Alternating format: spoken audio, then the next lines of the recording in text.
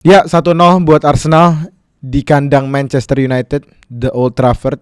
Game pertama, game yang kita harap bisa menghadirkan keseruan, kerinduan yang lama ditunggu 3 bulan nggak ada Premier League. Gue jujur, kayaknya gue bukan orang satu-satunya yang bilang ini game mengecewakan. Ini blockbuster pertama yang mengecewakan dan dalam banyak hal. Menurut gue, walaupun Arsenal 3 poin, kayaknya kita semua Arsenal ataupun non Arsenal fans bisa mengakui seberapa buruk Arsenal main.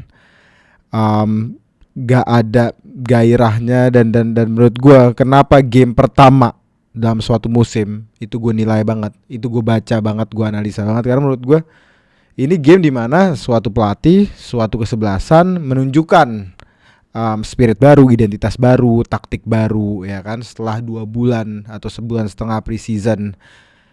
Ini kita ngelihat bener-bener sampel utama, sampel pertama apa yang bakal terjadi di musim ke depan. Dan menurut gue memulai musim dengan kebobolan 21 shot um, away from home, situasi yang biasa Arsenal sangat baik, menurut gue menunjukkan bahwa Arsenal balik lagi belum ada identitas yang jelas, identitas yang jujur meyakinkan gue bahwa Arsenal bakal jadi title contender atau apalagi juara gitu.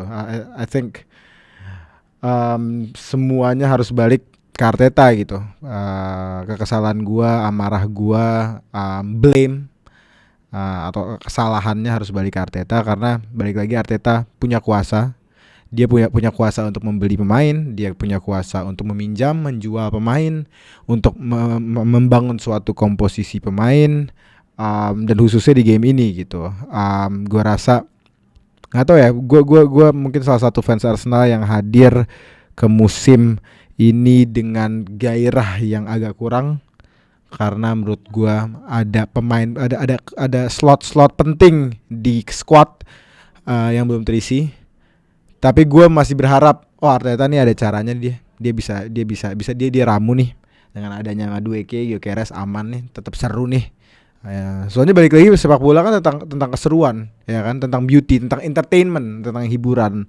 Dan gue merasa 2 musim terakhir nggak ada banyak dari Arteta dan Arsenal. Secara performa, menurut gue Arsenal terasa lemes. Secara fisik lemes dan secara energi atau aura juga lemes gitu. Kita 100 kali momen gak penting, kesalahan-kesalahan minor, bola-bola salah, momen-momen timing, salah timing itu mungkin jadi highlight babak 1 khususnya. Kita bermain secara transisi, sesuatu yang menurut gue unik, yang bukan seperti Arsenal. Tapi di saat kita dapat momen transisi, ya apakah itu kehebatan Martinelli dengan cross-crossnya dan momen timingnya, ataupun itu ketidakhadirannya mungkin pemain-pemain seperti Odegaard atau Gyökeres. Tapi pertama gue harus ke Martinelli.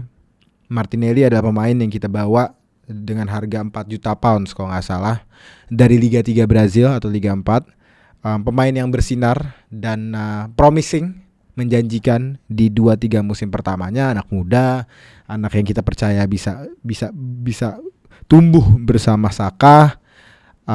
Cuman kerap 3 tahun terakhir, khususnya setelah cedera, kayaknya nggak, makin kesini makin bisa dibilang nggak bisa diharapin dari pemain satu ini. Menurut gue, kalau kita ngeliat pemain ini ada atapnya, ada lantainya, ada ceiling, ada floor. Ceiling ini potensi, ya kan. Kalau kita mungkin lihat Lamine Yamal mentok ceilingnya, atapnya mentok kan, berarti dia bisa bener-bener naik.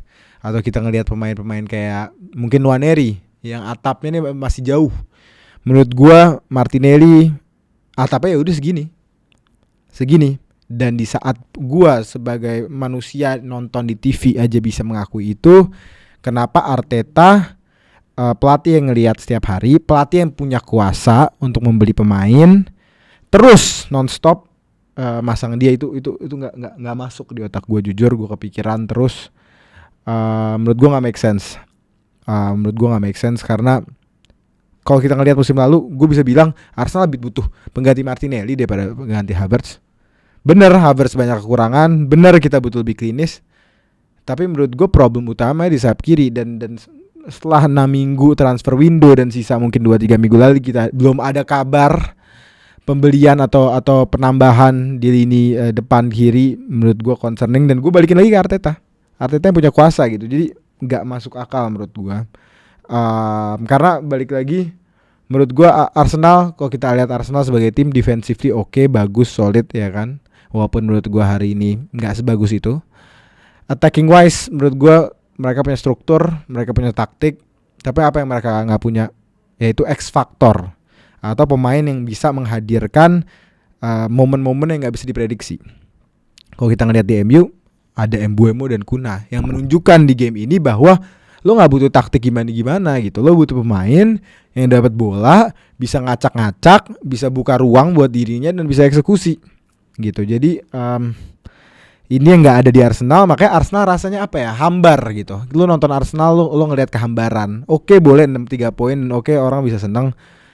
Tapi menurut gue untuk klub yang katanya ingin juara, katanya ingin berkompetisi dengan City, dengan permainannya kemarin di Wolves dan juga Liverpool, menurut gue jauh dari baik. Jujur gue selesai game ini bukannya senang menang 3 poin di Old Trafford, gue kesel. Dan gue kesel, tujuan kesel gue kembali lagi ke Arteta. Mau sampai kapan kita dikasih nonton kayak gini? Mau sampai kapan gue bayar video aplikasi yang gak murah-murah banget, gue bisa bilang mahal, untuk dikasih hiburan kayak gini? Menurut gue udah mengkhawatirkan. Dan yang tadi gue bilang, game pertama adalah intipan apa yang musim akan datang bakal terlihat buat Arsenal. Dan menurut gue ya ujung-ujungnya ini ngejar top 4 lah. Gue mau ngomong Gyökeres ini menurut gue topik sensitif. So gue yakin penonton di luar sana bakal ngecap dia sebagai flop. Dan valid juga mungkin, menurut gue bukan performa yang baik sama sekali. Cuman kalau kita lihat Gyökeres, kita harus lihat dua sisi. Satu sisi sebagai striker, khususnya gue ngomongin babak pertama ya. Sebagai striker, lo gak bisa dibilang main jelek atau flop di saat lo gak dapat bola sama sekali gitu. Berapa game City Haaland tidak dapat bola gitu. Lo gak bisa, sebagai striker, tugas lo bersinergi sama tim, lo terima bola dari temen, ya kan, dari midfield, dari sayap, dan lo eksekusi. Itu striker, itu number 9. Dan itu yang Gyökeres digaji untuk melakukan. Dan menurut gue di babak pertama khususnya, dan babak 2 juga, dia gak dapat itu. Jadi gimana gue mau bilang flop? Haaland juga di game seperti itu, dikasih Martinelli, dikasih Odegaard, ya bakal sama. Jadi dalam satu sisi itu.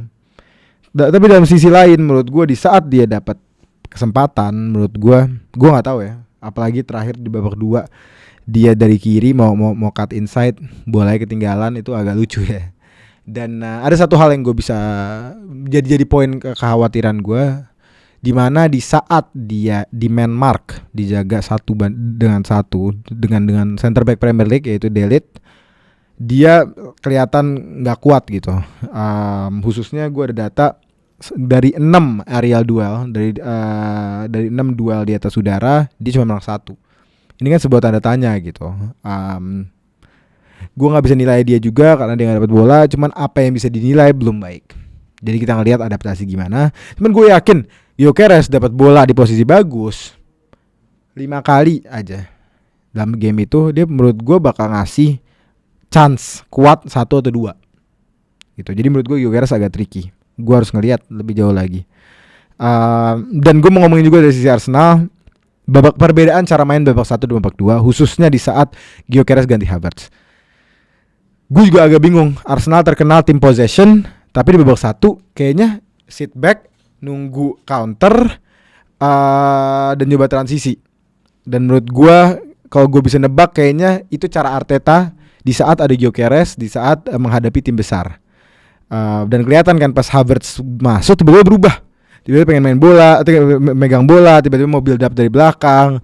Feeling gue itu strategi Arteta gitu, mengenali bahwa Gyökeres jago transisi. Ya udah, di saat ada Gyökeres kita main transisi, di saat ada Havertz kita main possession seperti Arsenal biasanya. Cuman menurut gue lo nggak bakal bisa transisi di saat lo ada pemain kayak Martinelli, di saat lo ada pemain kayak Odegaard yang memang khususnya untuk Odegaard ya, bukan build for transition. Kalau Martinelli ya menurut gue bukan build for a top 4 team ya. Defensively rentan. Babak 1 kita masang Calafiori dan White, menurut gue itu dua fullback yang sangat ofensif. Dan kita kelihatan dari sisi transisi berapa kali Mbeumo dapat bola di babak 1 dari counter. Menurut gue gak bagus-bagus amat. Lo bisa kebobolan 21 gol, menurut gue gak tanda bahwa defensively lo gak kuat, ya kan. Walaupun babak 2 menurut gue lebih baik. Kalau kita ngomongin MU sedikit ya tentang MU. Menurut gue MU, gue gak kaget lah fans MU keluar dari match ini merasakan harapan. Karena menurut gue realitanya harusnya seri lawan Arsenal, yang menurut gue suatu hal yang bagus. Ataupun mungkin bisa menang kalau eksekusinya bagus di depan ya. Tapi menurut gue dari segi taktis belum kelihatan. Tapi kenapa rasanya beda kalau nonton Arsenal dibanding nonton Arsenal? Karena menurut gue walaupun tidak ada evolusi taktik atau kejelasan identitas taktik, lo ada pemain di depan yang bisa membuat momen dari nothing gitu, dari nggak ada apa-apa bisa ada apa-apa. Itu yang Arsenal nggak punya. Berapa kali Kunha di saat tidak apa-apa dia bikin momen sendiri, dia bikin chance sendiri gitu, sama dengan Mbeumo, sama dengan Amad Diallo. Itu yang Arsenal nggak punya dan itu yang MU punya. Tapi menurut gue kalau dari sisi taktik identitasnya belum kelihatan. Cuman kita lihat sih lah. Cuman menurut gue balik lagi, ini game yang Arsenal bisa dibilang hoki menang. Kita bisa ngelihat man of the match-nya David Raya. Come on man, menurut gue lost level Arsenal lawan tim yang peringkatnya belasan musim lalu. Di game pertama man of the match itu kiper apa gitu. Menurut gue realitanya harusnya seri, harusnya 0-0. Karena di luar goal headingnya Calafiori gak ada chance sama sekali. Gimana, gue agak bingung gitu mau bereaksi apa. Gue merasa apakah gue terlalu reaktif karena ini baru satu game. Tapi ini game pertama bro, ini game pertama lawan rival besar lo, dan lo main kayak gini, nggak ada identitas, nggak ada gairah, nggak ada eksekusi. Menurut gue sangat mengkhawatirkan untuk Arteta, sangat mengkhawatirkan untuk Arsenal. Apalagi game 5 ke depan susah-susah. Tapi kita lihat, we go game by game. Let's see. Harapan gue kita beli sayap kiri cukup lah, Martinelli cukup. Harapan gue kita jual banyak pemain. Chelsea bisa jual pemain-pemain yang gak kepake dengan harga yang bagus. Ayolah Arsenal cukup. Masa pemain termahal kedua lo yang dijual Nicolas Anelka tahun 99? Ayolah. Itu aja dari gue.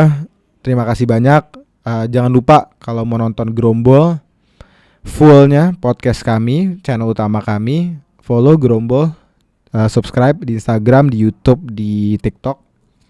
Subscribe juga Grombol Extras, kita bakal banyak adain konten-konten kayak gitu. Itu aja, terima kasih, let's go.